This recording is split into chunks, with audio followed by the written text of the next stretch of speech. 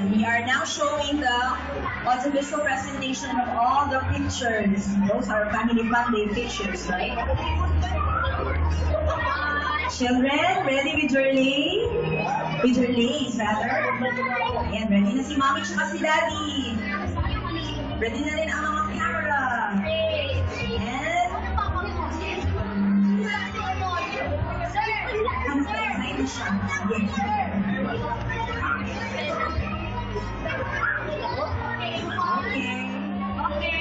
Go now. What do you say? After giving them the lay? Ano sabihin ni Mommy siya kay Daddy?